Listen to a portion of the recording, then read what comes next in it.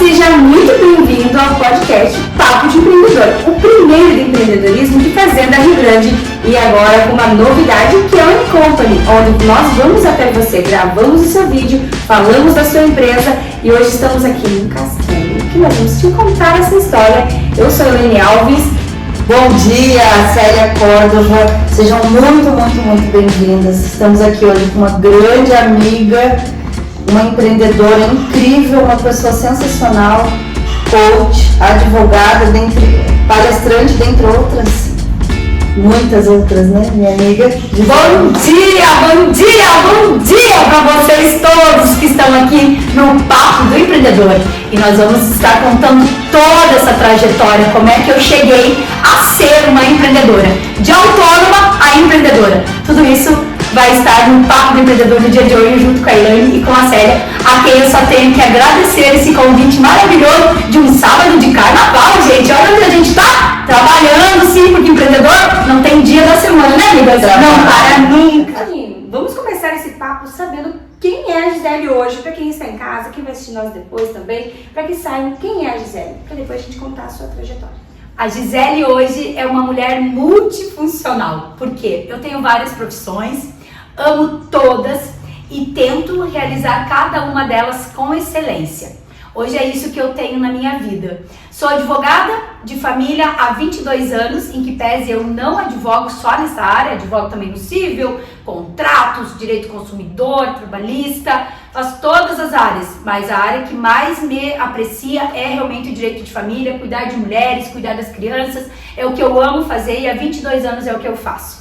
Cada dia, né, da semana eu brinco que eu tenho um jogo da discórdia no escritório, é um BBB diário, mas eu amo realmente a advocacia.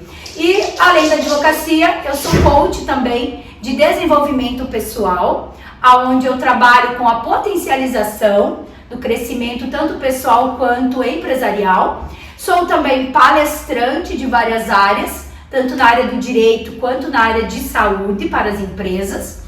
E apresentadora de TV, que é a minha profissão mais recente também, onde eu estou junto com a Aline Mio no programa Sororas da Rede Sky. Uau, é muita coisa, hein? É muita coisa. A Gisele é muita coisa. Que horário que você dorme? Já me fizeram N vezes essa pergunta, Elaine, e a minha amiga Célia já sabe a resposta, porque ela também já me fez. Por isso que vamos deixar registrado. Sabe o que eu digo? Que eu durmo o necessário para estar viva. O que acontece? Gente, quando você ama o que você faz, o que você está fazendo, aquilo que brilha os teus olhos, você pode ter certeza. Deus te capacita e o teu sono, ele não precisa ser de quantidade, ele precisa ser renovador. E hoje, ainda que eu durma poucas horas, o meu sono consegue me renovar. Com poucas horas você já se sente porque você está fazendo algo que ama. Eu amo o que eu estou fazendo. Então, assim, eu não me sinto cansada, pelo contrário, eu tenho uma avidez realmente para estar realizando tudo. E, Elaine, a verdade é que a gente precisa ter um planejamento diário, né?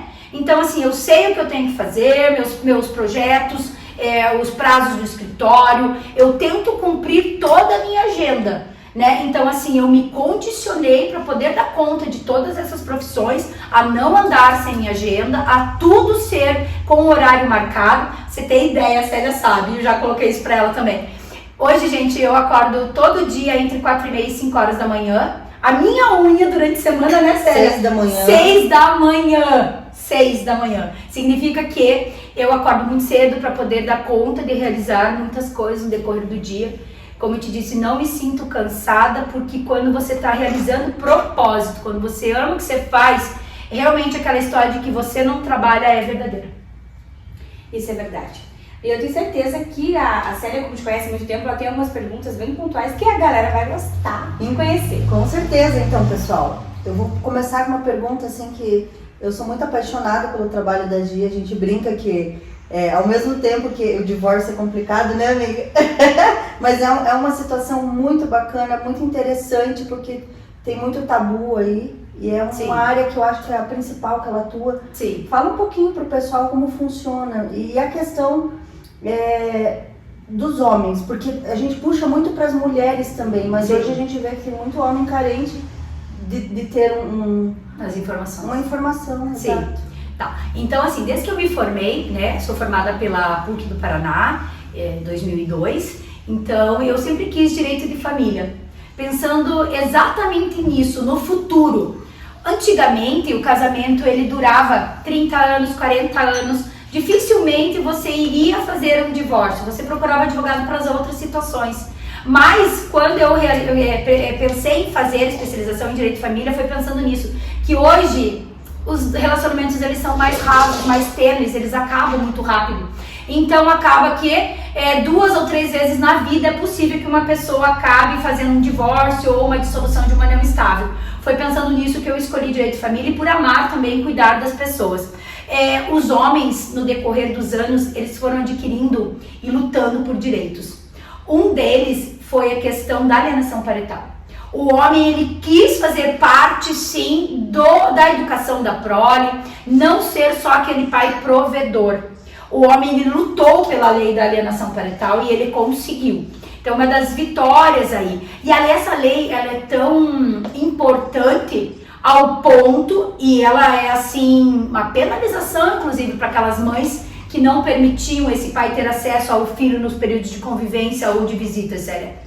Ao ponto que o juiz pode, inclusive, reverter uma guarda. Sim. Olha que interessante. Então, assim, é uma lei que os homens lutaram e conseguiram, foram anos realmente de discussão até que essa lei veio a fazer parte hoje em dia, né? E há muito processo sobre isso, gente. Sim, porque hoje com tanto movimento, a gente puxa muito mesmo pro lado das mulheres. Sim. E eles muitos vêm me perguntar, tão carentes, falam, eu queria entender, eu posso posso dividir a guarda? Sim. Posso cuidar do meu filho? Sim. Como a mãe? Pode. Estando cada um... O direito, ele é um construído, ele nunca é um dado. O que a gente quer dizer quando a gente fala essa frase que o direito é um construído? O direito ele sempre está correndo atrás do prejuízo. A sociedade ela vai se moldando e a lei vem depois para se adequar às situações que estão sendo vivenciadas. Sim. Então o que aconteceu? Os homens antigamente era pacífico que a guarda ficava com a mãe.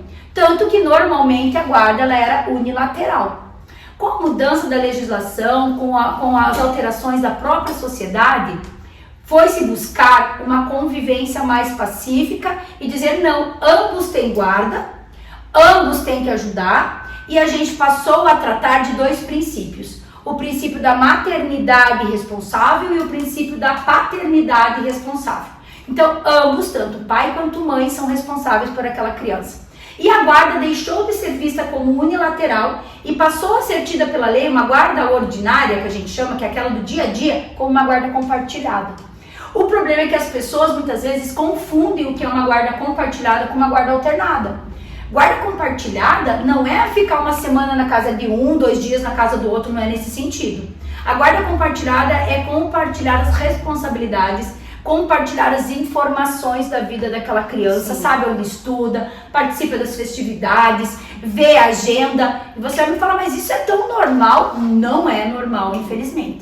Tem mãe que sonega mandar a agenda, Célia, para a casa do pai, porque não quer ver que a criança foi mal educada, não quer ver que a criança falou palavrão, como se aquela criança tivesse que ser realmente perfeitinha. Como se ela mostrasse para o pai que a criança está dando problema é porque a educação que ela está dando não está sendo suficiente. E as mulheres tinham medo disso. Então a guarda compartilhada, inclusive, veio com essa conotação do pai participar. Tinha mãe que tinha apresentação na escola, não contava. A criança ficava doente e não contava, a criança tinha que passar por uma cirurgia, não contava. Esse pai não participava de nada, ele é o que a gente chamava de pai provedor. Aquele que tem a obrigação de pagar a pensão, mas que pouco participava da vida do filho. Né? E a lei veio para dizer isso, não, gente. Só não vai ser compartilhada se o genitor falar que não quer. Se ele falar assim, não, isso não serve pra mim, eu quero realmente ficar como um pai só provedor. Então sempre é uma luta. O direito, a gente só consegue a lei depois de muita luta, sério. E eu fico bem feliz por isso. Inclusive eu sou divorciada e minha guarda é compartilhada. Olha que e legal. Funciona bem dessa forma mesmo. Tanto eu quanto ele temos que tomar decisões, sim, referentes às crianças. Sim. E isso é bem importante, porque tem muitas pessoas que realmente acham que isso é ruim. Gente, foi a melhor coisa que eu fiz na minha vida. Foi a melhor sim, decisão. Porque nunca vai sobrecair em um só. Isso. Vai ficar pra todo mundo. Não te sobrecarrega. A criança não é disputada, porque daí ela sabe que tanto o pai quanto a mãe participam da vida dela. Dá o respaldo, né? Dá o respaldo. Segundo, muitas vezes, hoje em dia, pela correria da nossa vida, a nossa rede de proteção ela tá cada vez menor.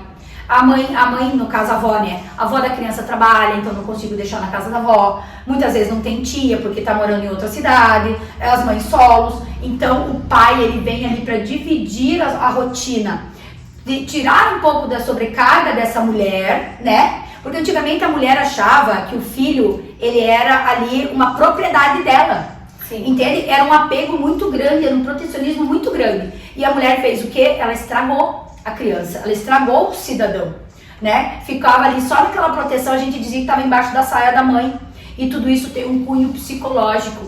É necessário, tanto figura masculina quanto feminina, claro que é, mas nada é mais importante que a figura de pai e mãe. A figura masculina e feminina pode ser substituída por outras pessoas, por vô, por vó, por tia, por primos, claro que pode, mas nunca vai ser tão boa e tão suficiente quanto pai e mãe. Sim. Então, se estão dentro da mesma cidade, o objetivo é que cuidem. Detalhe, esquecer a parte emocional do casal, que não deu certo, porque o filho deu certo, Sim. Deus. Entendeu? O filho não é o erro. Exato. Todo mundo leva a criança ali como um erro, como algo que aconteceu numa noite furtiva, crianças que nascem fora de casamento, em relacionamentos muito rasos. Gente, ele nunca é erro. Naquele momento você decidiu. Estava nas suas mãos a decisão de ter uma relação com aquela pessoa, se você não se cuidou, alguma coisa nesse sentido. Então, o que acontece? Cada vez mais tem que se falar numa paternidade responsável e numa maternidade responsável. Criança pode ser ajudado a ser cuidado por uma avó e por uma tia, mas não necessariamente que eu tenha que entregar ela só porque eu, teoricamente, cometi um erro, não tinha planejado, não tenho condição financeira. Pensa nisso antes. Exato. Doutora Gisele, a gente pode falar um pouquinho também da área trabalhista, essa lei nova que fala sobre assédio sexual no trabalho? Sim. Eu quero abordar alguns temas que eu acho bem importantes e Sim. que vai agregar muito porque assim, o empreendedor que está assistindo a gente também é pai, também é mãe. Sim. Antes existia um CNPJ, existia um CPF. Sim. Então eu acho bem bacana falar da questão do divórcio, porque a gente não sabe o que está acontecendo, né, dentro das famílias dos empreendedores. Sim. E eu gostaria agora de puxar um pouquinho para essa questão do assédio. Sim. Tá bombando, gente, Sim. e muitas pessoas têm me perguntado também. Sim. É que o que aconteceu, Célia? De novo, um construído, não um dado. Então, o que veio? Uma evolução legislativa. A gente começa lá atrás com a Lei Maria da Penha, as coisas vão andando, o assédio ele vai ficando cada vez mais comum e detalhe, a mulher está encorajada a falar sobre isso. Porque antigamente o que acontecia? A vítima, ela tinha medo, porque ela era taxada. Se a mulher é estuprada é porque ela estava com shorts curto andando na rua de madrugada. Não, o problema não é a vítima, gente, o problema é quem comete o crime. É a mesma coisa do assédio na empresa. Ah, se o cara vem e assedia a mulher é porque ela deu uma risadinha, porque ela deu abertura, porque ela tá querendo ser cantada. Não é nada disso. Ser educada vai muito além de querer ser cantada. Segundo, o assédio ele passa do limite de uma cantada, porque ele fica algo rotineiro. Então aquela cantadinha de um dia, aquilo não é assédio, é só uma tentativa. O problema é a constância. É te submeter a dizer que se você não ceder, você perde seu emprego, a ficar dando indiretas que você vai perder seu emprego, a ficar dando indiretas que você pode mudar de turno, a ficar dando indiretas que você pode mudar de posto de trabalho, a te dar indiretas que a tua situação dentro da empresa pode piorar. É nesse sentido. Então isso causa o quê? Principalmente na mulher? Problemas emocionais gravíssimos. Inclusive o burnout, né? O burnout pode desencadear uma depressão, uma ansiedade, uma síndrome do pânico. Quantas mulheres me chegam no escritório, daí nas minhas sessões de coaching, me narrando que não tem a mínima vontade de ir para a empresa. E daí você pergunta, mas é qual a razão? É por conta da empresa em si ou por conta de relacionamento pessoal? Não, eu estou sendo assediada. Eu sou casada, eu não sei que postura que eu tomo, eu preciso desse salário e aquilo começa a afetar o lado emocional. Quando muito, não parte-se de algo muito mais grave. Recebimento de vídeos pornográficos, recebimento de foto de nudes. A mulher começa a ser bombardeada com informações que ela não quer. Ela não precisa disso. E isso começa a causar e afetar muito a saúde emocional dela. Então, o que aconteceu? Nessa evolução, tanto da Lei Maria da Penha, que se chegou a essa lei do assédio sexual institucional, essa lei nasceu no primeiro momento para cuidar das escolas. Tendo em vista que estava tendo muito assédio, Célia, dentro das escolas. Das escolas. Então, a lei nasceu com uma medida provisória dentro do governo Bolsonaro para cuidar das escolas. Só que ela foi tomando um corpo tão grande da medida provisória no momento dela se transformar em lei, que pensaram, não, gente, o assédio está em todas as instituições e nós temos que falar disso sim. E daí começaram a se criar leis específicas sobre o assédio. Hoje, então, dentro de instituições privadas, dentro de instituições públicas, dentro de escolas, dentro do próprio estatuto da OAB, para você ter ideia, já existe previsão acerca de assédio. Então vão criando-se leis depois paralelas, mas nasceu inicialmente de uma medida provisória que ia cuidar pensando nas escolas. E o que isso veio de importante? Uma obrigação da lei que fala numa prevenção e num combate ao assédio dentro da empresa. A empresa fica uma obrigatoriedade para a empresa de, no mínimo uma vez ao ano, prestar uma palestra e treinamentos acerca do combate ao assédio. Isso independente da quantidade de funcionários. Independente da quantidade de funcionários, a única coisa que a empresa, inclusive, vai ter que começar a raciocinar sobre isso e pensar, porque ainda a gente não tem uma fiscalização. Porque no Brasil, no Brasil a gente tem um problema gravíssimo que vocês já devem ter ouvido falar, que diz assim, lei que pega e lei que não pega. Tomara que essa seja uma lei que pegue. Porque o que eu quero dizer? A gente está passando por isso na nossa sociedade. Entende? De colocar limites naquilo que ficou banal. Né? A pessoa acha que simplesmente vem aqui, fala alguma coisa pra você e você tem que acatar. Ou que começa a te assediar só por conta de uma situação financeira que a gente vive. Nós estamos num país de terceiro mundo em que muitas vezes a mulher tem que se submeter a algumas coisas em prol de levar comida para casa. Nós não falamos só das grandes lideranças de uma empresa. Nós não estamos falando do assédio sexual da executiva de último posto. Ou de primeiro, de acordo com a visibilidade. Nós estamos falando muitas vezes do assédio da mulher aqui de baixo. Da chão de fábrica que a gente diz. Essa precisa ser cuidada. Porque muitas vezes essa, sem querer, Célia, acaba se submetendo. Porque ela tem 3 bocas em casa chamado filho. Ela tem a outra boca em casa chamado marido, muitas vezes que está desempregada e ela é a única fonte de renda. Vários lares são mantidos pelas mulheres, que muitas vezes acabam tendo que se submeter a uma situação de assédio para não perder seu emprego. Incrível. Isso é gravíssimo. É incrível como o nosso país, né, Elaine? A gente está tão atrasado, né? Em muitas coisas, mas tenho certeza que muitas coisas vão prosperando, vão acontecendo. E você comentou, né? Estamos sendo construídos. E tem pessoas que infelizmente utilizam a lei de forma errada, mas outras acabam utilizando para o correto.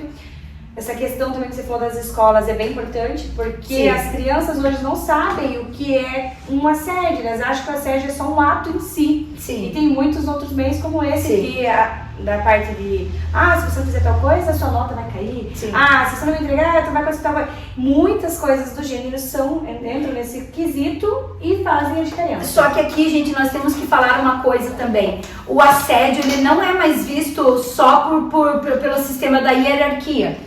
Tá? Não é porque eu sou subordinada e que o meu ascendente ali que vai me assediar. Pode muito bem existir o assédio ao contrário.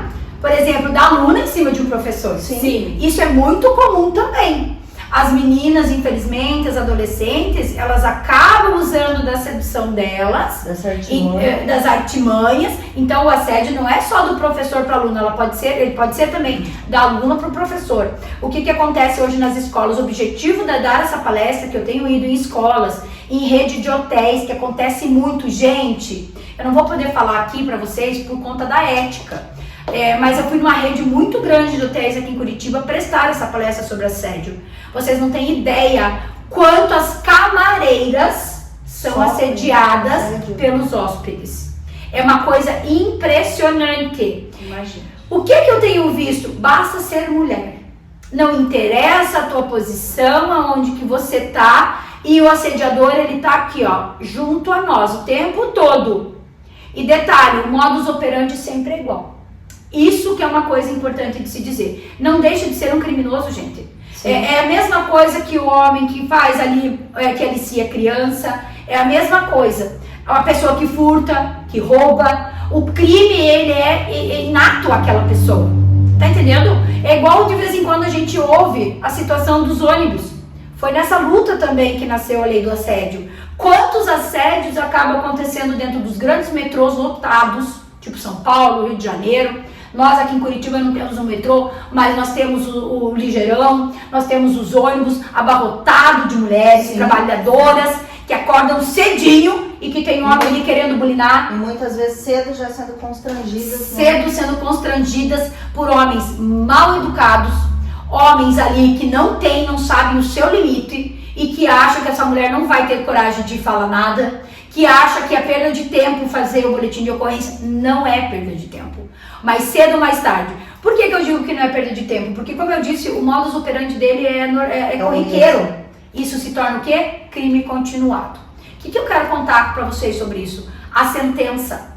Gente, uma coisa eu tenho que falar. A lei existe, mas a pena é tão ridícula que eu tenho até vergonha. Infelizmente, nós vivemos num país muito capitalista e pouco pensa-se na pessoa. Tem a lei? Tem. Mas a lei, a pena de quem comete o assédio acaba sendo ridícula. O que eu quero dizer com isso? Muitas vezes vão fazer de conta que eu sou dona de um mercado e a moça ali do meu caixa furtou R$1.000 e as câmeras viram.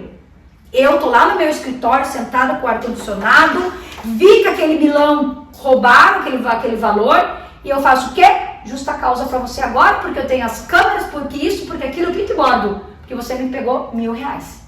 Mas veio aqui uma denúncia de assédio. O que a empresa faz? Vamos investigar. Como assim vamos investigar? Muitas vezes esse vamos investigar pode gerar um estupro naquela moça. Muitas vezes pode gerar a questão das doenças mentais.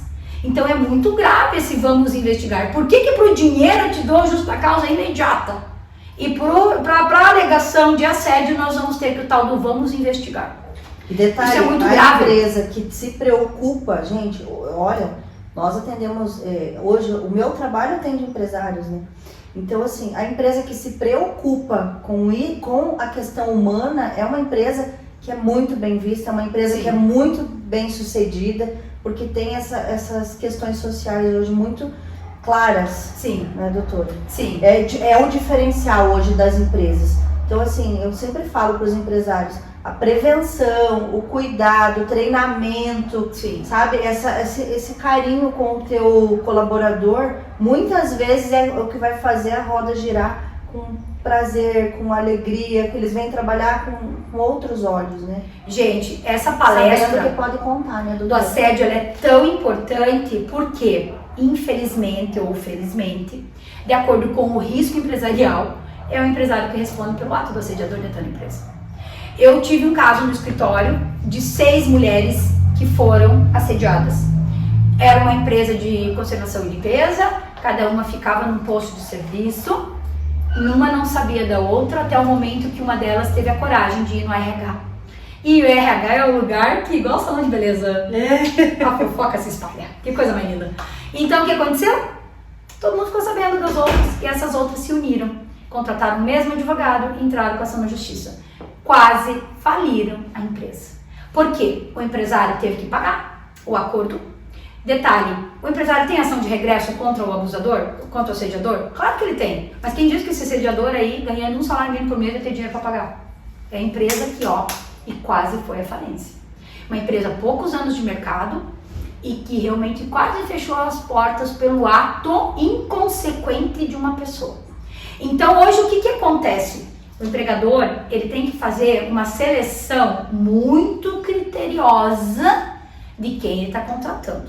O que eu quero dizer com isso? Hoje nós temos, infelizmente, um alto índice de desemprego, mas por outro lado um grande índice de vagas no mercado. Sim. O problema é que essas vagas não são fechadas, por conta do perfil. Né? Então a empresa está com muita dificuldade, ela acaba pegando qualquer um para suprir a necessidade da vaga. Né? Sério, você trabalha com isso, você sabe do que eu estou falando.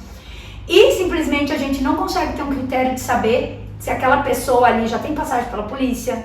Antigamente, Célia, se a gente pedisse a certidão criminal, gente, era como se o empresário estivesse cometendo ele o crime. Era um absurdo. Sim. Hoje já está mais comum poder exigir. Hoje... E não é tido como um ato discriminatório, não. E não é tido como um ato ilegal, não. Eu posso exigir como documentação antecedentes criminais, sim. A empresa tem que ter esse gasto extra, porque ela vai ter que pagar pela certidão. Ela não precisa fazer com que a pessoa pague. Porque ela está contratando, ela pode ser obrigada a pagar essa certidão. E hoje, doutora, inclusive, a gente consegue pedir um psicossocial em determinados cargos. Sim. Né? Então isso facilita, ajuda, porque ali o psicólogo consegue extrair algumas informações, mas não são em todas as funções. Sim. Então, infelizmente, deveria ser para todas as Sim. funções. Porque você precisa colocar um vendedor, por exemplo, equilibrado, uma Sim. pessoa que saiba lidar com todos os tipos de pessoas, com todos os tipos de personalidade, que tem essa desenvoltura, Sim. não é verdade? E ali o treinamento vai ajudar. Porque daí, se você consegue transmitir esse tipo de informação, por exemplo, para o vendedor, fazer de conta que ele ali, você deu um treinamento para ele sobre DISC, né? Lá dos perfis comportamentais. Ele consegue identificar, muitas vezes só pelo teu trejeito. Exato. Pela forma com que você fala. Ele sabe como agir. Tem uma amiga minha que ela tem um RH que hoje ela não contrata ninguém mais olhando o currículo. O que fez, deixou de fazer, quanto tempo ficou numa empresa ou na outra. Não. Ela só aplica ferramentas de coaching. Entendeu? É assim que ela contrata.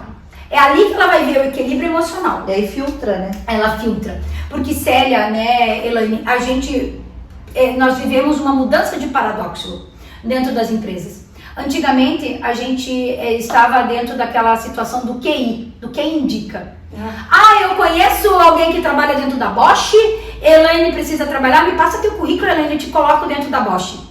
Não era assim, amiga? Era assim. Era. Hoje, o que a gente faz? A gente tem medo de indicar. Não se indica. Sabe por que a gente tem medo? Porque eu não sei como que ela vai ter uma decisão, como que ela vai reagir emocionalmente dentro daquela empresa. Vai que essa mulher tem um piti lá dentro, eu indiquei ela dentro da Bosch, eu queimei a cara dentro da empresa, eu queimei a cara com quem eu indiquei, eu queimei tudo e ainda perdi a amizade dela. Exatamente. Então hoje nós saímos do paradoxo do QI para o QE. O QE é o coeficiente emocional. Isso hoje é que tem importância quando você faz uma indicação. Como que a Célia vai reagir no momento de pressão? Porque nós vivemos um momento de metas. Nós vivemos um momento de pressão. Em todas as áreas, não adianta. Você pode falar da pequena panificadora do bairro, você pode ter certeza que ela tem ali uma meta de vender quantos pães por dia. Todo mundo trabalha com meta, porque meta significa resultado. Meta significa lucro. E não existe empresa que não trabalhe com resultado e que não queira lucro. Exatamente. E a partir do momento que a gente trabalha desse jeito, é que nós precisamos dar os treinamentos necessários. As empresas têm que investir em treinamento, sim. Tem que investir na capacitação do que é o melhor para ela. E o que é o melhor dentro de uma empresa? A não ser a pessoa. Relacionamento, equipe, trabalhar liderança. A pessoa vai trabalhar muito bem, às vezes, com o cliente, mas não consegue se relacionar com os colegas. Isso. Então, como que você cria um ambiente que você vai conviver? Saudável. Exatamente, um ambiente saudável, como você vai conviver. Mas você pode ter certeza nisso. A pessoa que não consegue lidar dentro da empresa, ela não está conseguindo lidar dentro da casa dela. Porque o que vem nisso tudo? Os microsistemas. Como que essa pessoa, ela anda dentro dos seus microsistemas? O microsistema da sua família, o microsistema da sua vizinhança e o microsistema do seu trabalho. Tudo são microsistemas aonde nós andamos, nas nossas relações pessoais. Se eu sou uma pessoa desequilibrada dentro de uma empresa, você pode ter certeza que eu sou desequilibrada dentro de casa. Nós não temos essa dupla personalidade. Mas cedo ou mais tarde a gente demonstra. Isso vai ser gritando com o funcionário, vai ser se destemperando, entendeu? Muitas vezes uma crítica que você não consegue absorver. O líder, o verdadeiro líder, né? Aquele que é talhado para aquela função, é aquele que sabe transitar entre todos os perfis comportamentais. Então, o que acontece? Antigamente, era líder aquele que ia crescendo dentro do quadro de carreira da empresa só pelo tempo de serviço. Sim. Esse líder hoje ele não se sobrevive no mercado. Não existe. Esse líder chegou na posição de liderança hoje, você pode ter certeza, é um líder capacitado. Sim. Ele, se a empresa não forneceu, que é um erro, porque a empresa tem que dar esse suporte. É a empresa sim. Ai, mas eu vou vou dar treinamento, vou gastar com a Elaine, vou gastar com a Célia dando treinamento e a Célia vai me largar. A Célia vai para uma outra empresa. Para de ter este medo. Se você qualificou Célia, se você qualificou Elaine para estar dentro do seu ambiente, isso foi tão significativo ao ponto da tua empresa crescer, ter resultados e ter lucros, Célia não vai querer sair da sua empresa. Ela não vai para uma empresa que não a qualifique. Se você Ela não não vai. respeita, Ela não vai. voltamos e agora vamos falar sobre a parte da trajetória da Gisele. O primeiro bloco foi tudo sobre empresa, sobre leis e muitas coisas importantes que é para você e para sua empresa.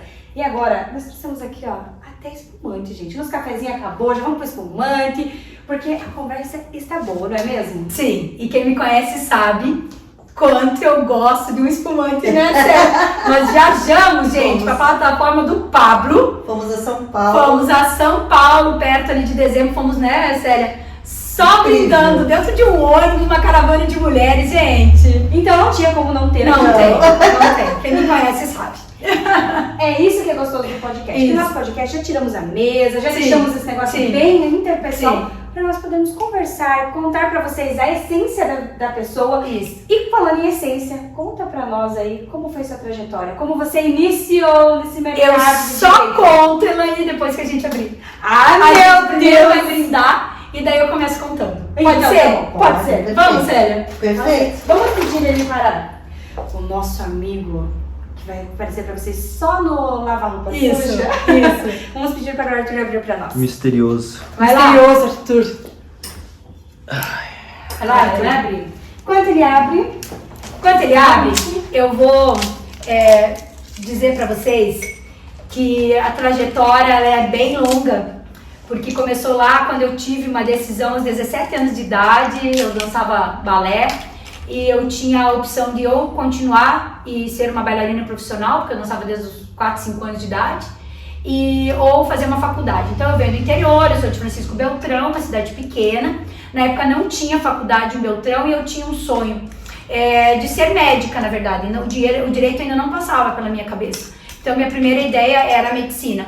Aí eu saí de Beltrão com 17 anos de idade, vim para Curitiba, sempre morei sozinha, vim estudar no Positivo da Desembargador Mota, meninas, que nem existe mais hoje. A Desembargador Mota hoje é um prédio onde era o Positivo da Desembargador. Geralmente quem vinha de fora, olha, vai ser bem nessa hora do estouro, pra dizer, você chegou, Gisele, em Curitiba, quer ver? Vai ser bem agora, ó. Gisele com 17 anos de idade, chegando em Curitiba. Eu só tô aguardando esse estouro, porque foi realmente um estouro na minha vida, uma decisão muito grande. chegar assim, né? De chegar com 17 anos, uma menina de uma cidade do interior que nem dormia fora de casa e passar a morar sozinha. Isso foi realmente um ato de decisão muito importante na minha vida. Graças a Deus eu sempre tive uma família que me apoiou em permitir, né? Aí eu saí de casa com essa idade. Aí eu saí de casa com essa idade de 17, né? E eu estar aqui para estudar. Não foi fácil, evidentemente, ficar longe da família, assim como não é pra família também, né, Célia? Com O certeza. filho quando diz, tô indo embora, mãe, Muito difícil. vou estudar fora, principalmente numa capital, como era o Uma meu caso. mulher que era uma época diferente. Era uma né, época Gisele? diferente. O machismo ainda era muito grande. Não foi nada Uma fácil. área muito Ai, machista. maravilhosa. Uma área muito machista, né, Gisele? Amiga, é um sucesso nosso. Ao sucesso. nosso E a vocês, sucesso. pessoal. Aqui, gente, sucesso. Nada a vocês. aconteceria sem os nossos empreendedores, Não, que é não. hoje o nosso público-alvo. Exatamente, vamos lá. Queremos brindar a vocês. Ai, a vida, ela é muito mais valorosa com gole de espumante, menina. Verdade. E não tem como contar uma história sem Né? brilhar. Não tem. Então, assim, foi um ato de coragem, como eu estava falando, é muito difícil para um pai, para uma mãe permitir, mas eles têm que apoiar, né? Eu vejo meu filho, ele participa de base de futebol, eu tô me preparando para um dia que ele vai chegar e falar, mãe, talvez eu tenha que ir embora, eu tenho que viajar. Isso faz parte da nossa vida, né? A gente só tem que criar filhos realmente preparados para esse momento. fortes, E a minha mãe me criou dessa forma, graças a Deus. Então eu vim, fiz Positivo, tentei medicina no primeiro ano, eu não passei. No ano seguinte, daí sim, eu me preparei tanto para medicina quanto para direito. Porque, gente, eu tenho 46 anos de idade. Então eu sou do tempo que a gente chamava as 4 balanças. Só existia a PUC, Tuiuti, Faculdade de Curitiba, que não era nem universidade, e existia a Federal. Eu tentei medicina na Federal e tentei direito na PUC. Eu nem tentei Tuiuti, eu nem tentei Faculdade de Curitiba, porque, me desculpa, mas era assim da minha cabeça sempre querer estar dentro do melhor. Eu queria estar dentro do melhor e na época, considerando, né, os índices, era a Federal ou a PUC. E daí eu acabei então me tornando uma filha da PUC, né? Sou uma filha da PUC. E daí fui então fazer PUC, né, lá pelos idos dos 90 e poucos, né, gente? Eu me formei em 2002, então eu sou dos 90, da década de 90, final de 90. Os melhores anos da minha vida. Os melhores anos da vida, em nome de Jesus. Hoje a gente já dança o tal do flashback. Vocês nem sabem o que é. São o tal dos passinhos da década de 80 e 90. Ai, que horror. Em síntese, fiz direito na PUC, eu era da turma da manhã da PUC, né? Existia a PUC São José. E existia ali uma rivalidade entre PUC Curitiba e PUC São José. Hoje nem existe mais direito na PUC de São José, pelo que me contaram. Mas fiz lá direito, graças a Deus, me empenhando bastante. E no final do curso, eu fui trabalhar na Caixa Econômica, na Superintendência. Então, sempre foram por méritos e conquistas de muito estudo. Para entrar na Superintendência da Caixa, existia uma prova que tinha que ser feita. E para você chegar na Superintendência, realmente tinha que ter muito conhecimento, em razão da prova tanto escrita quanto prova oral com os advogados de lá. Isso me ajudou bastante. Me formei, não podia ficar na Caixa, porque a Caixa daí vira concurso, né? Então, eu trabalhei só 2 anos de estagiária e foi dentro da Superintendência da Caixa. Na sequência, eu já tinha passado no AB antes de ser formada. Eu já tinha passado no AB antes de estar formada. Então, a prova do AB, ela se dava ao final de ano, sempre. E era uma vez ao ano. Não tinha essa história de 2 vezes, 3, 4, 5 como existe hoje. Era uma. E daí eu fiz a prova, então, em novembro, porque eu já estava passada em todas as matérias. Mas imagina, já estar aprovada? Já estava naquela prova que, assim, que era muito difícil naquela época, onde você dizia que 2, 3% passava. Então, era muito difícil. Então, eu sempre fui de estudar bastante. Sempre gostei muito de estudar.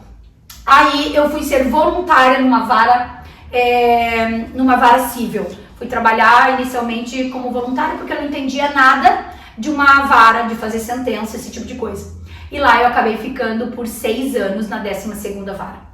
Trabalhava, chegava tipo 7 da manhã e ficava lá até 1 da tarde, ganhava meu dinheiro para ir montando meu escritório, montando um nome. Fui pro bairro, porque eu sempre pensei na advocacia de família. Então, eu não devia estar no centro. Então, gente, essas estratégias vocês têm que pensar. Assim como não adianta você querer ser um advogado tributarista ou comercialista e estar no bairro. Você tem que estar no centro. Porque é ali que as empresas estão, ali que o comércio está andando, ali que pulsa o coração da economia. É no centro daí, para esse tipo de área. O meu família, eu tinha que estar no povo, na periferia. Foi aí que foi uma estratégia também, uma decisão muito importante. Então, logo que eu me formei, fiz especialização e fui advogar no bairro. Cheguei no bairro Fazendinha. Nem conhecia, nem sabia onde ficava. Eu morava no Champanhar, sério, né? Eu morava ali na frente da Praça 29 de Março. Então, assim, foi uma mudança drástica na minha vida, mas foi uma decisão muito importante. Quando eu cheguei no Fazendinha, eram poucos os advogados que existiam. Inicialmente, eu fui trabalhar na minha casa, né? Eu era casada, isso e aquilo, e daí falei, quer saber, vou montar o escritório em cima da minha casa pra não ficar gastando com aluguel, esse tipo de coisa. Só que o boom foi tão grande, lá no bairro, que meu marido chegou pra mim e falou assim, Gisele, não tem condição de você trabalhar aqui em casa. Porque o povo fica batendo, tinha uma placa na porta, não existia sábado, não existia domingo, não existia de noite. E quando o problema acontecia, eles sabiam, como não tinha quase advogado no bairro, eles batiam na porta da minha casa e meu marido começou a ficar incomodado com isso. Então eu fiquei na minha casa em torno de uns 6 meses e depois eu tive que ir para outro lugar. Aí o que acontece? No bairro Fazendinha existe uma avenida principal que se chama Arnaldo Tá. Ela é o coração do bairro Fazendinha junto com a General Potiguara. O que tinha? Naquele lugar, as salas já estavam todas ocupadas. Não existia uma sala que eu pudesse locar, em que pese eu quisesse. Então, o que aconteceu? Uma senhora, ela tinha um salão de beleza onde eu frequentava, é Eliette, há mais de 20 anos ela me atende. E ela falou assim pra mim, Gisele, eu não tenho carro, mas eu tenho uma garagem no meu prédio. E o que acontece? Eu posso te ceder essa garagem. E o meu primeiro escritório, gente, acredite, foi dentro de uma garagem. Sabe quem começou numa garagem?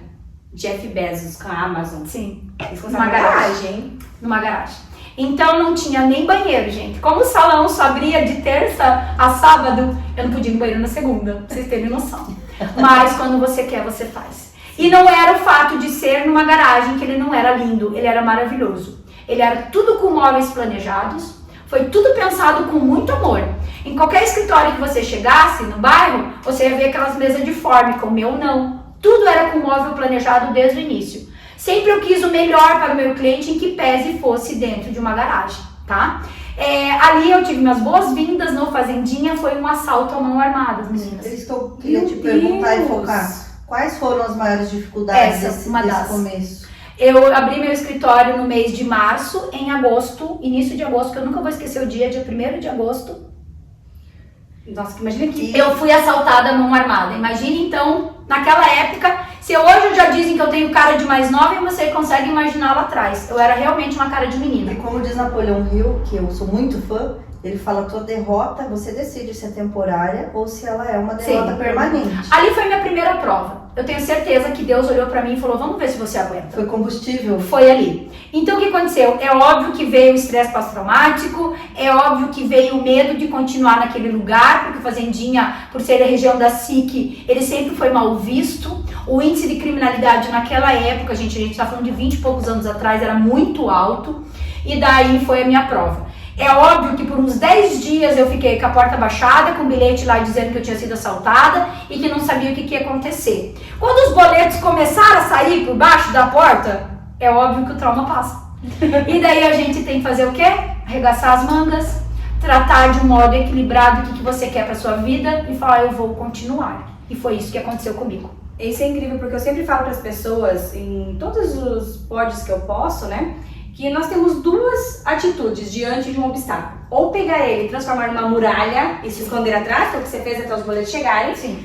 Ou você colocar como escada e ir alavancando e subindo até o sucesso. Mas foi muito difícil. Escolhas. Era muito difícil, porque daí fiquei com estresse pós-traumático, porque no dia do assalto eu fui assaltada com arma nas minhas costas, a minha secretária foi amarrada, então foi uma situação bem complicada de cárcere privado mesmo. Eles não fizeram nada contra nós, mas poderia ter acontecido. E eles roubaram tudo que eu tinha. Meu Deus, na época, ousados mesmo. foram. Eles marcaram horário, pra vocês terem ideia. Marcaram horário. Eles vieram no primeiro dia, eu estava viajando, porque eu atendia Francisco Beltrão e atendia Curitiba. Eu viajava praticamente de 15 em 15 dias. Eu atendia lá e atendia aqui também. E daí o que acontece? Eu, de formatura do meu pai, ganhei um laptop. Gente, o laptop era tão caro naquela época que ele era considerado o valor de um carro. Sim. Então, o assaltante, ele veio para roubar um laptop, que era um valor muito alto naquela época, né? Eram poucas pessoas, inclusive, que tinham um laptop em cima da sua mesa. Sim. Então, como eu precisava dele para viajar, aquilo era meu, foi o que eu pedi de presente. Foi o que eu pedi de presente pro meu pai.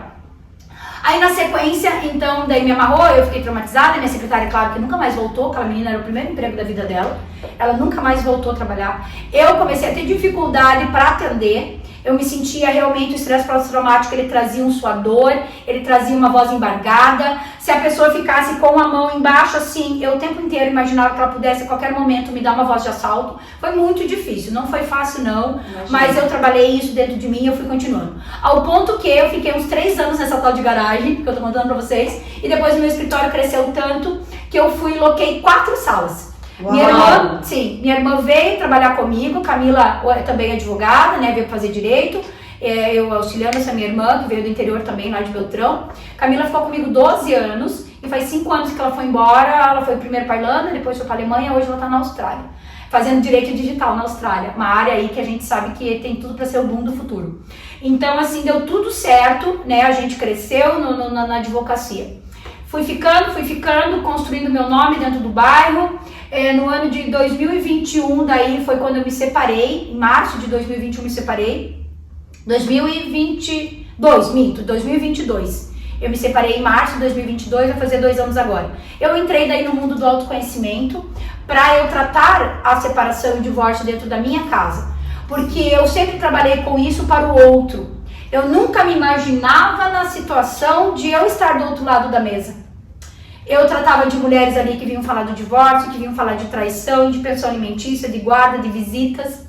Vocês imaginam, por 10 anos eu fiz separação e divórcio sem nunca ter sido separada, não ter filho, não saber o que é uma guarda, não saber o que é brigar por pensão e não saber nada, porque eu não tinha filho. Mas eu não volto atrás de nenhuma das decisões que eu tomei, porque eu digo que nenhuma foi tomada por mim. Todas elas eu fui instrumentalizada. Eu tenho isso na minha cabeça, porque nenhuma volta atrás. Eu sempre olhei com esse olhar diferente mesmo, de personalizado, de cuidar de cada família de um jeito. Sim. Nunca querer engessar nenhuma situação. Não adianta eu chegar pra você e falar assim, Célia, você tá separada, o teu marido vai ver teu filho de sexta, pega na sexta e volta no domingo. E você olha pra minha cara e fala assim, eu quero sim. Eu converso com o teu ex-marido e ele vai falar assim, mas eu não posso pegar na sexta.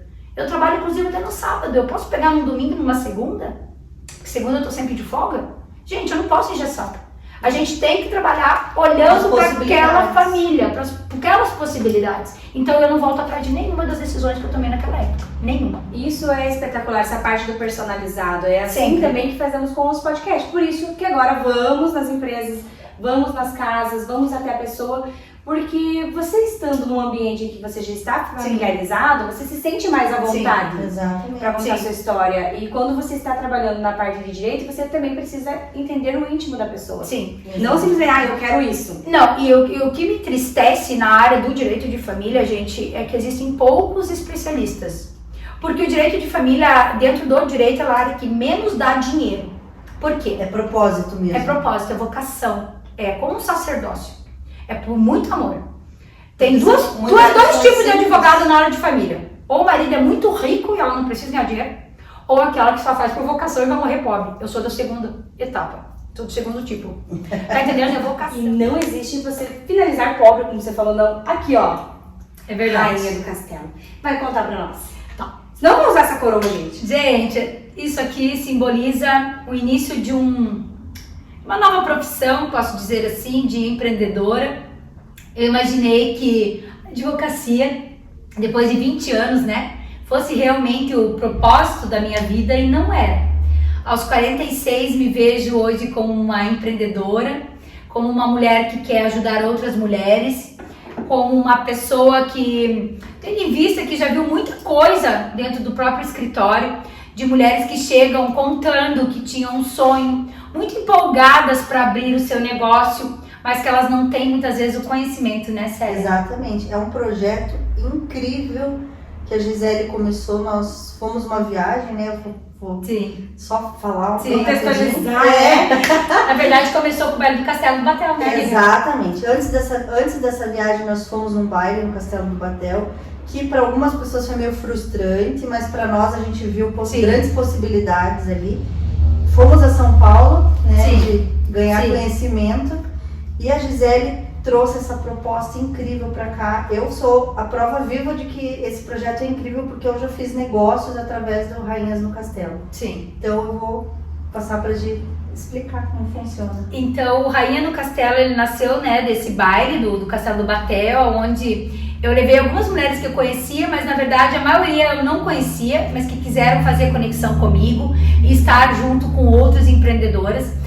Vocês podem não acreditar, mas nós éramos em 36, né, Célia? 36. E nenhuma mulher tinha a mesma profissão que a outra.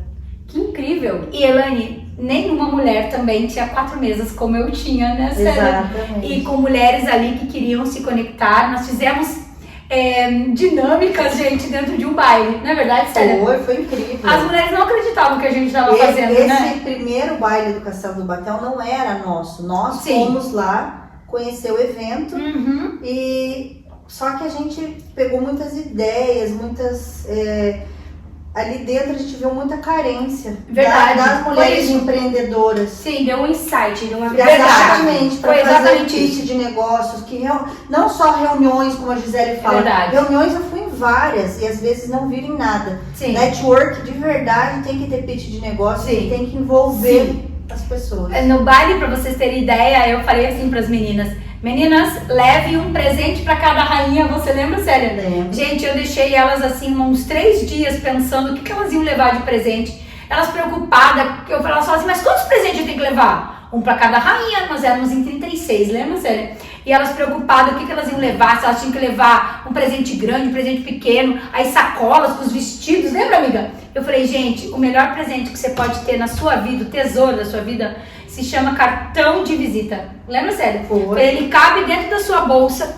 Ali ele conta quem você é, o seu nome, o local que eu te encontro, o seu telefone, a faculdade que tu fez, as noites de briga com o marido, as vezes que tu deixou o filho de lado. Ali tem também a tua frustração. Eu digo que tu estava bem rica, que você ganhou bastante dinheiro, mas eu digo que você estava bem pobre, que não sabia nem quando que pagava o boleto, né, amiga?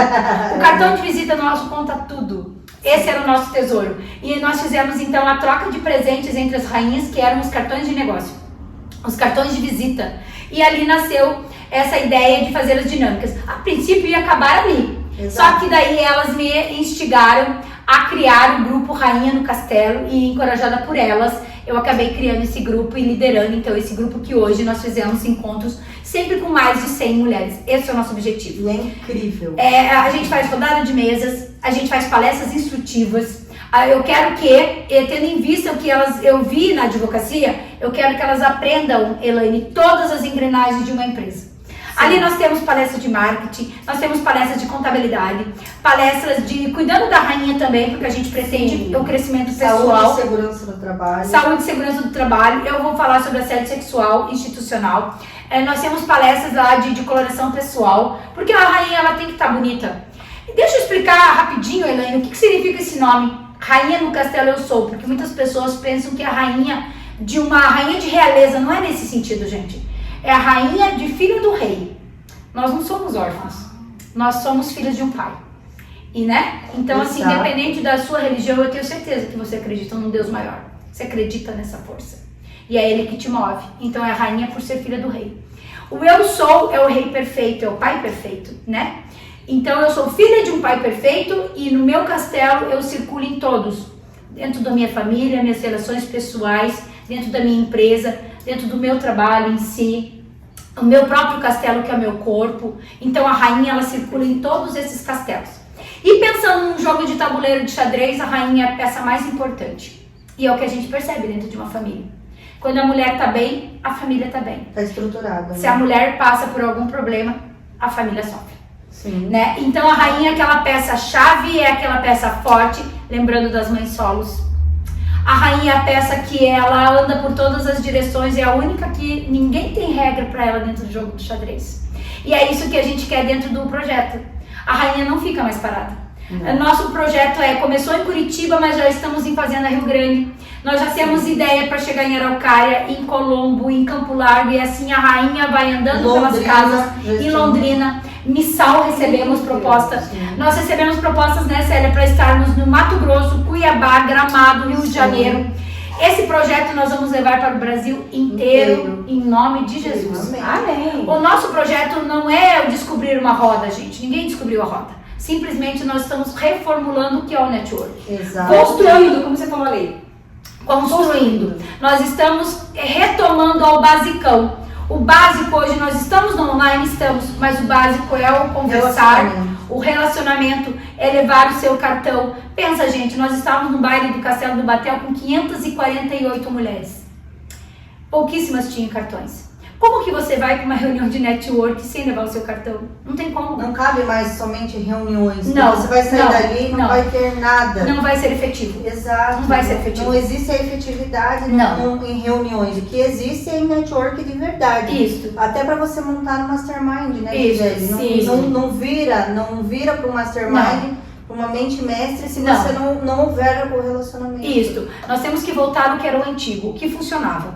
A gente dá valor pro online, claro que a gente dá valor pro online, até porque a gente quer vender também no e-commerce. É uma ferramenta. É uma ferramenta a mais. Só que o network precisa existir. Sim. Por que os homens, geralmente, eles se dão muito bem na vida empresarial? Porque eles se unem. Um homem indica o outro. Meu carro estragou, vai na mecânica tal. Não sei o que aconteceu, vai no fulano tal. O homem, ele indica. E por que a mulher não faz isso? Exato. Esse é o nosso objetivo. Que uma mulher incentive a outra, que uma auxilie a outra a crescer, que indique aquele serviço. Que se tornem grandes conexões. Que se tornem grandes conexões. Nós não estamos formando grupo nem feminista e nem clube da Lulu.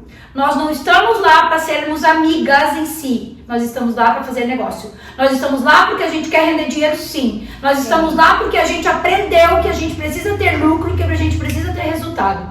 E que uma pode auxiliar a outra nesses resultados, porque nós temos profissões diferentes e nós nos complementamos. Eu sou Com certeza. testemunha de que funciona, porque eu fiz conexão, inclusive nós vamos trazer essa empreendedora incrível, que é dona de uma construtora em Curitiba há 40 anos. Sim. É uma pessoa sensacional e eu consegui fazer negócio com ela através do Rainhas do Castelo.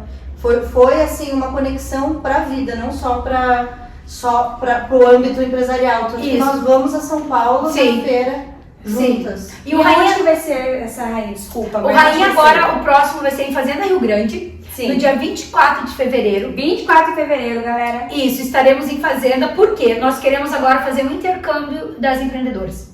As empreendedoras de Curitiba estarão indo à Fazenda. Em março, as empreendedoras de Fazenda estarão vindo para Curitiba. Em abril, nós vamos atacar já Araucária.